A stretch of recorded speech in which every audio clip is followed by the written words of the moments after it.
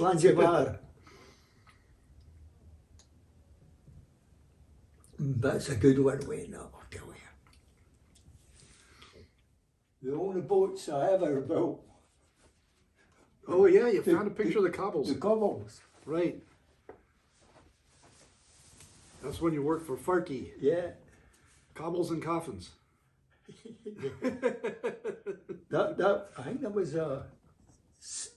a fly fishing cobble. That, you know, we'd make some for the river Tay for fly fishing. You know? Right. And then the other ones, when I started there, were rowing boats, for, you know, laying the net in the river. Oh yeah, right. Yeah.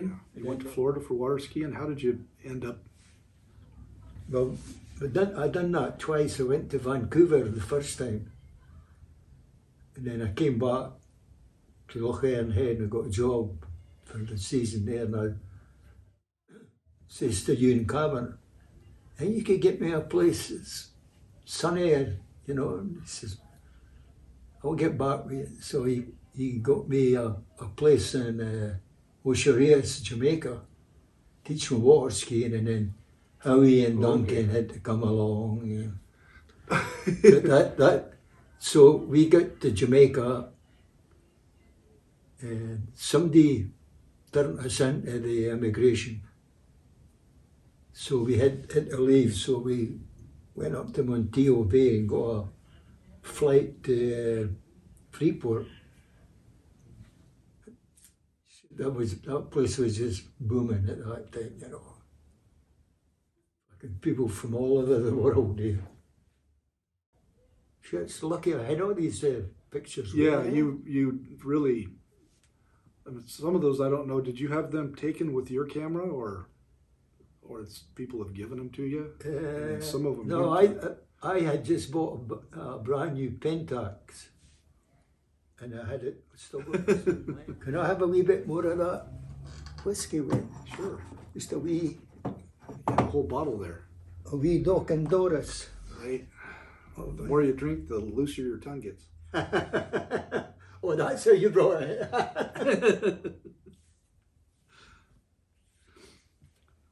Here's another thing, Wayne. And I wasn't pissed off about it. When I got there,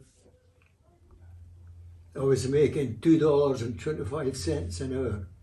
And Charlie Tuttle and Victor, they were making $6 an hour. And I didn't know that till afterwards, but I never said that. I just had so much fun, but yeah, right, doing it.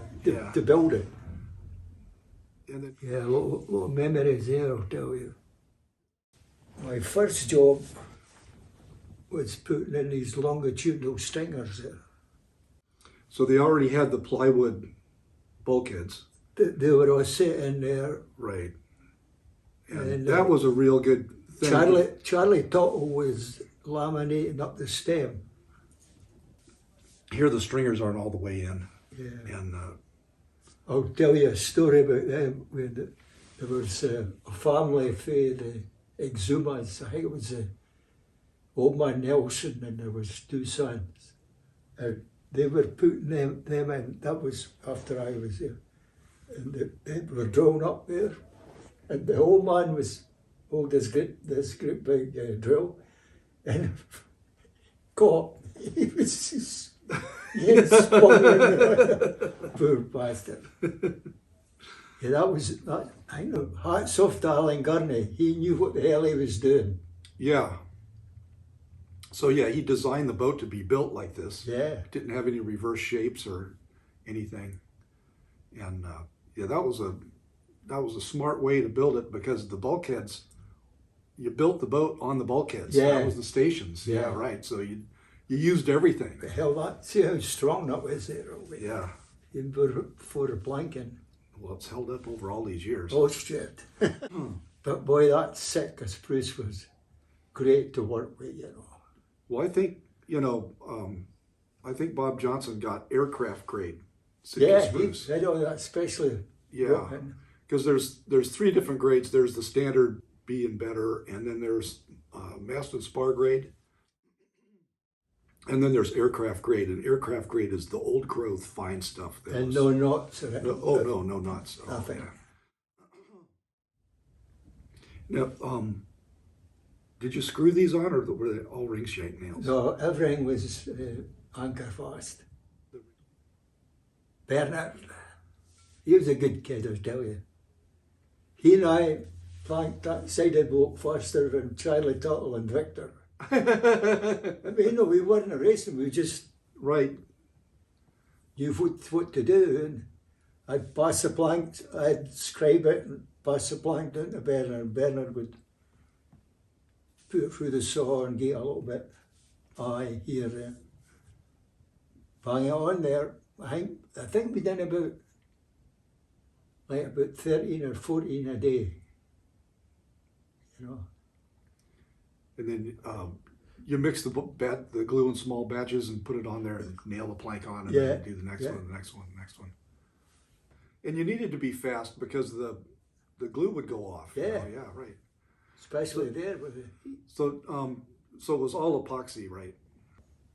Two-part, there was a brown Right. consistency, and then there was a creamy consistency. You just mixed them up together. Rex glued Bill Hugh Borer to the bench. Can't be sitting around.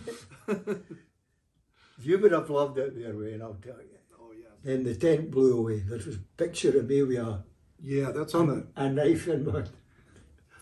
Yeah. the. So the hurricane came through there, right? Yeah. Shit, I was lucky to get all these shots, you know. Yeah. Yeah, because the pictures show a lot. They tell a lot. Oh, that was another thing. This might have been the same day, but we had a whiskey plank. And with you, they should have been 3 whiskey planks. And anyway, they set all the anchor for us, you know. Now, did you pre-drill them, or you just drove them in? It was all softwood, yeah. Yeah, I think we just drove them in. Yeah. But Johnson bent every nail. Well, yeah, he's not. There you are. No grinders back in those days. Yeah. Hand planes. It looks like did you put a primer on there, and white primer? I don't know what that white stuff was. Oh, maybe it is, but Just a light coat of white wash primer, and then the blue would show up. yeah. And yeah, you could just tick the highs. Yeah, and there again, using good lumber like that, it makes it a lot easier to ferret with a plane. So you put the last layer, you put the anchor fast nails in and then set them? Yeah, I think so, yeah. Well, Yeah. we had to, because we... Right. But it wasn't much fairing in it either, Wayne, but yeah. Right. Yeah, because that building technique, it made it pretty fair. So in this picture, you've built that Half plywood, wheel, the half wheel to Yeah. roll the boat over. That was a clever... Whoever thought that up, that was pretty clever. That. And then it was flat on the bottom, so it just... Roll over and land there. Yeah. That was a good system. There, you could see the Dynel on there now. Oh, okay, so the Dynel was clear. So you've put the Dynel on already. Yeah. You could see it there. Yeah. Yeah.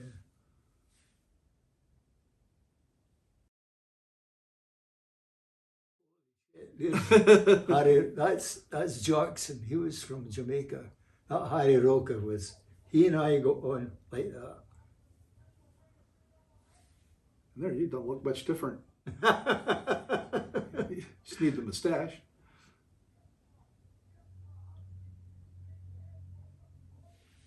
I wonder what that is here. It looks like Oh, it's a stain on the photograph. oh, And I couldn't really do anything. Stewicki. Do you know Herdo Stewicki? He was a builder and went there. He sailed with Johnson and he built all that stuff. The hurricane couldn't, Yeah. because you needed something Yeah. when you got to this stage of the game. Oh, that's a good one. That Yeah. So how often did Bob Johnson come out to? just about every day. Oh, so he stayed right that there. was his car. We had a little Austin and Morris 1100. Yeah, that canvas with the 2x4s on it, that was dangerous. How thick would that plywood be there when you, ½ inch or 3/4? I mean, you were there. I can't remember. Well, it could have been ½ inch, yeah. Yeah, it looks pretty light. Was it 2 layers or just one? 2 layers. Oh, 2 layers. So it probably was ½ inch. Yeah. Those are the pictures of it. Yeah, because it looks like another layer's going on there. Yeah. So, And and then that was dinelled also, or glassed? Dinelled. Dinelled. Because the dinell's lighter than the glass. I came up with the idea that, you know, they were just going to butt the deck like that, and I says, why don't we like put like a 5-inch scarf on it, you know? You got to. Yeah. It makes all the difference. Whenever I work with plywood now, I always scarf the joints. If you don't, you'll never keep it tight. Never keep it. You'll never keep it tight. Yeah, that's the interior. Now, did you guys do the formicating and Yeah. all the I used to interior write my stuff? name on the plywood first and then slap them. But that was So if we simple peel and off- it was comfortable, you know? Right. And if it was rough weather, Well, and it was the You- way to go. You didn't have to paint it. no. God, And you didn't they just go to- lifted that up and put it in the next. No, right when the boat was heeled Yeah. over. Yeah. Oh, and this is the good one. This is the keel. Yeah, right. What a piece of shit. I don't know who thought that up, but it probably was another Johnson. He could have fed I forget how much of it, he could have fed that. It was 16 ton, that keel. Right. He could have fed that on the dock in Freeport for, I forget how much it was, but you could see what they went through to build that. I mean, So he shipped the lead ingots, or they had these 45-gallon drums, which was a fucking joke. so this was limestone that you had to dig through, or Yeah, it's just sand. that's coral or whatever it is, all that. Yeah. Whatever the islands are made out of. Yeah. That's it there. Oh yeah, the Johnson bought about 4 chainsaws and they went out to this wood there and they cut the whole forest or whatever it The was. national park now. And when these cans got heated up, they just, 55-gallon drums, they just buckled with the weight. Oh yeah, right. Yeah. Well, they would soften from the heat, and then the weight. And then Looks like you had some work to do when that came out of them. oh, shit. they bought another 2 skill planes with who's taking off that much or more than that on one side, you know. So you must have stuck some kind of bolts or something in, because there's lifting Yeah. eyes there, but they don't look like keel bolts. No, they weren't in at that time. We got to the boat to another place, yeah, that's it, moving there. And we drilled, Victor and I were inside. I'll give you that. So you drilled the bolts after the bolts Yeah. set on the keel. The deadwood was on there, lead was all lined up in there. And there was a 2-inch metal drill bit we used. And somebody told Chappie, dip it in Dolphinite. dolphinite. Yeah, I remember you always told me that trick, and I used it the day before yesterday, and it's the only thing that we found, because the cutting rails are too fine; they just go away. Yeah. And the dolphinite hangs in there. So Chappie's the one that had that. Yeah. Somebody told him, but I don't know who it was. But So this is the harbor they're dredging.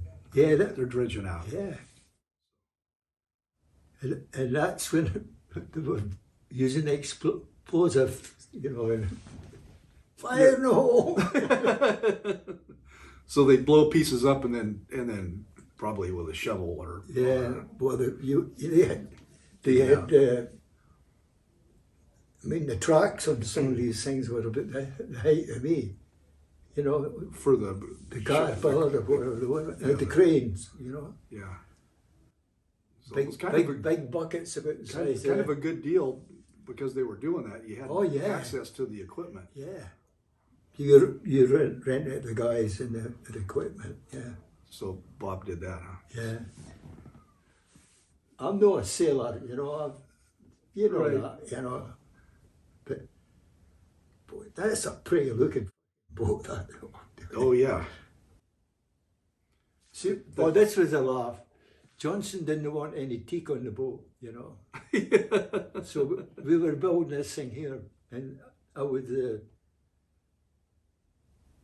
these were lockers there, but I guess he just wanted plywood or something. So I forget He who was quite the cheapskate, yeah. Oh yeah.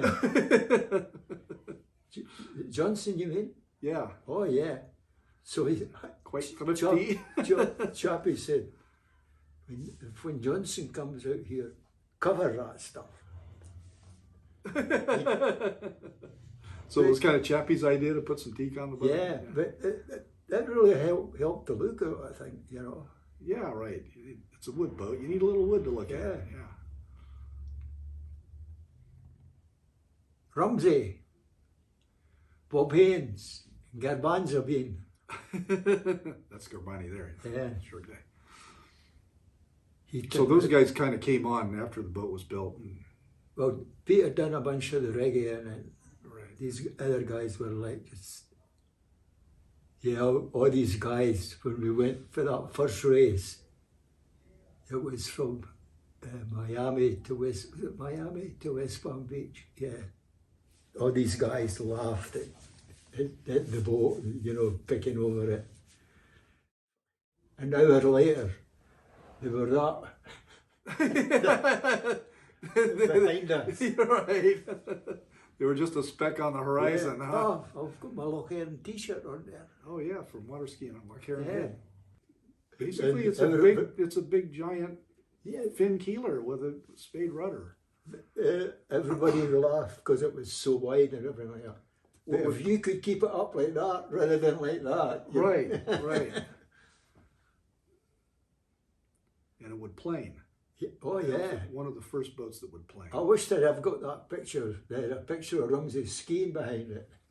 Oh, is that right? Yeah. I think I've seen that picture, but. And it was taken up in LA Harbour when they were racing against Kialoa. So they had gone over the line, the finish line, and they got a pair of skis, and Don Vaughan lowered Rumsey in the water, and they went skiing by fucking Kialoa. Oh, he pissed. I wasn't there. Oh, Kilroy. Yeah. Kilroy. Was he pissed? A lot of these people were jealous too, I'll tell you. Well, yeah, right. It was well designed. The building technique was well thought out, and it was a big advancement in wooden boat building. This was. Is this being filmed just now? Yeah. Hope I'm not swearing too much. Doesn't matter. I can edit anything. Oh. So yeah, tell us a little bit about Chappie. He was a character. He was there when you got there, right? Well, he was running it. He was running the whole show. Yeah. He had done a boat with Johnson before. I think it was a smaller one, like one of these ones that you were working on. Oh, okay. One of the Lapworth designs, or yeah. Because they built a bunch of Lapworth designs, the Lapworth 32s and 36s, and right up the road. Yeah, because Walter Poston said that Chappie was kind of an alcoholic. Oh, kind of. Yeah, every picture we have of him, he's got a beer or a... There was another episode that was Rex Bank and Rex couldn't have put two matches together. You know?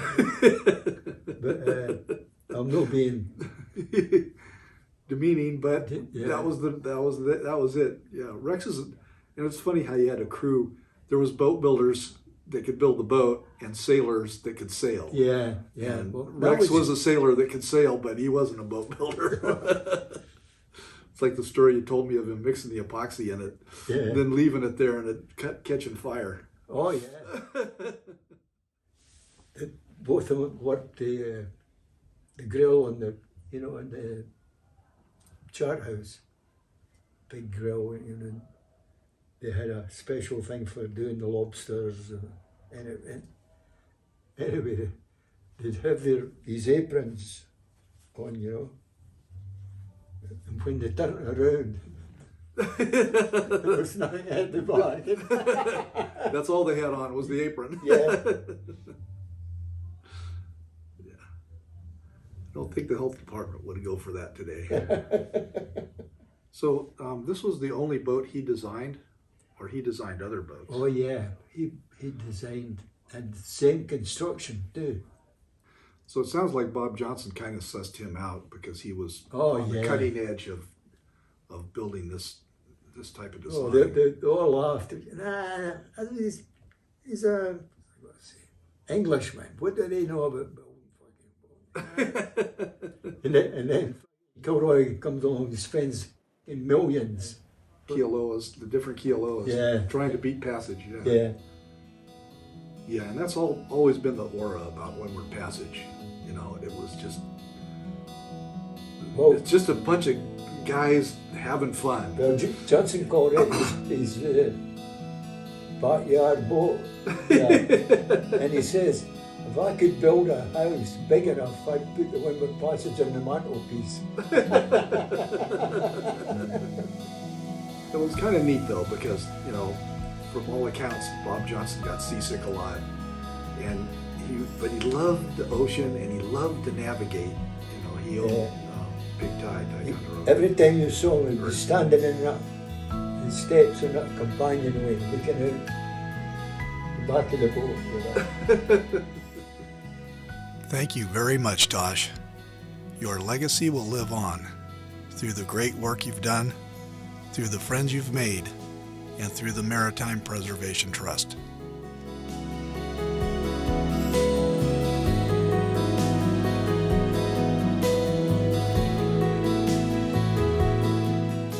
These videos are made possible through efforts of the Maritime Preservation Trust. Please don't forget to subscribe, share with your friends, visit our website, and become a member of the Maritime Preservation Trust. There are also more great videos available on our OTT Vimeo channel, MPT TV.